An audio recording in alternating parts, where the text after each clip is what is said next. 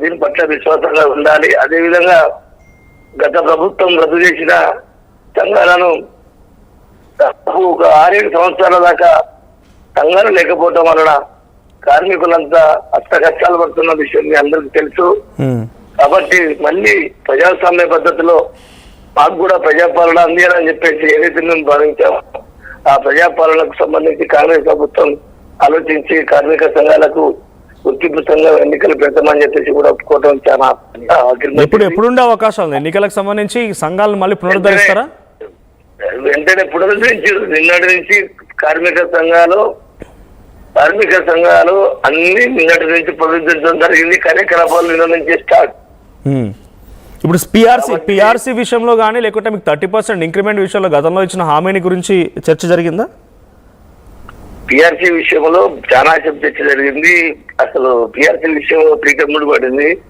దాదాపు ఒక 6 గంటల సేపు పిఆర్సీ గురించి చర్చ జరిగింది. పిఆర్సీ ఇప్పుడు ఇవ్వలేము, ప్రభుత్వం ఆర్థిక పరిస్థితి బాగాలేదని చెప్పేసి చాలా సేపు వాళ్ళు పిఆర్సీ లేకుండానే సమ్మె విరమణ చేయాలని ఒక ప్రయత్నం చేశారు తెలంగాణ ప్రభుత్వం. దానికి మేము స్వచ్ఛంగా ఒప్పుకోలేదు.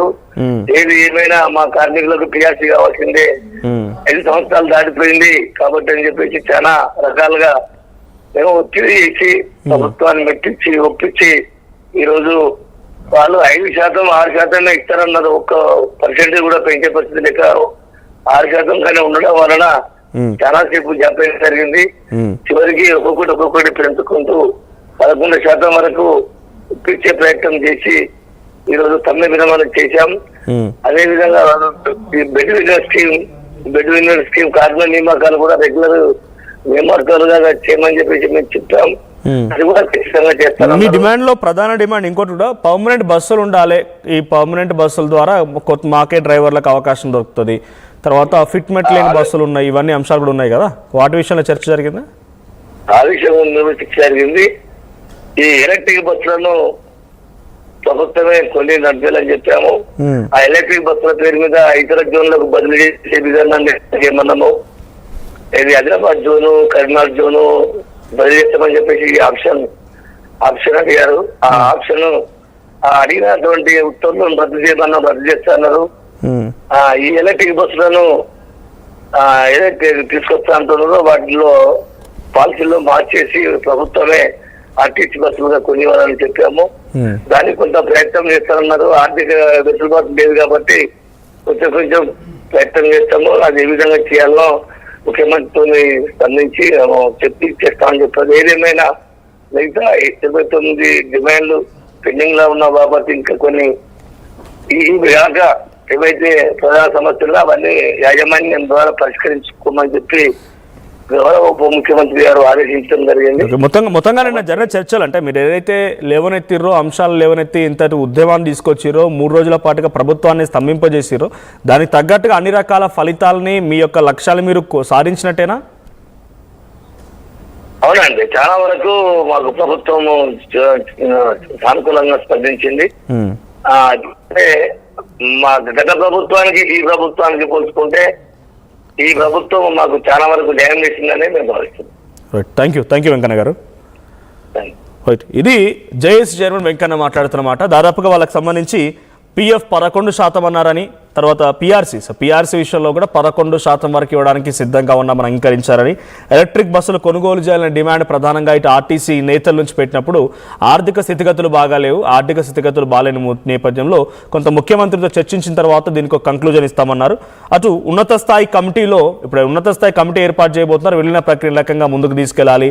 ఈ PF ట్రాన్స్ఫర్లు కానీ కార్పొరేషన్ నుంచి ప్రభుత్వంలోకి ఎలా వెళ్ళాలి, ఈ ఆస్తుల సంబంధించిన ట్రాన్స్ఫర్ కానీ అన్నిటి విషయంలో కూడా ఒక కూలంకషమైనటువంటి కమిటీని ఏర్పాటు చేశారు. దాంట్లో దానకిషోర్, తర్వాత వికాస్ రాజు, తర్వాత ఆర్టీసీ ఎండి నాగిరెడ్డి అందరూ ఉన్నారు.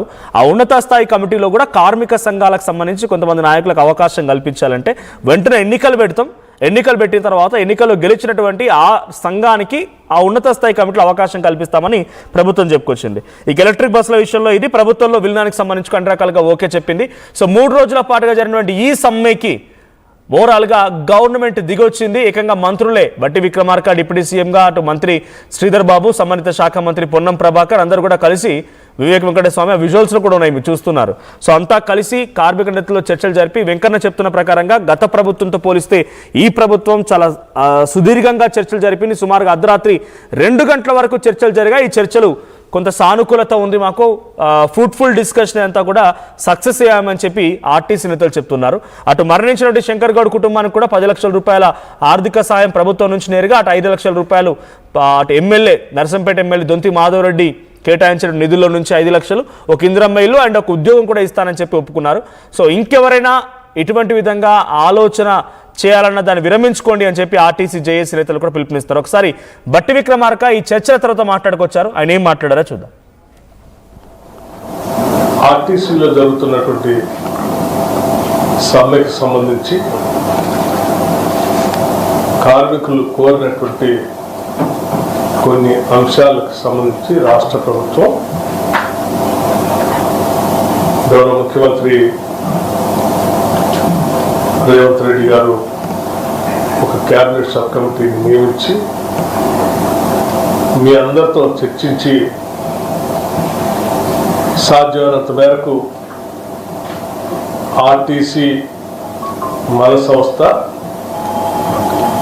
అందులో పనిచేస్తున్నటువంటి కుటుంబాలందరూ కూడా మన కుటుంబాలు. దురదృష్టవశాత్తు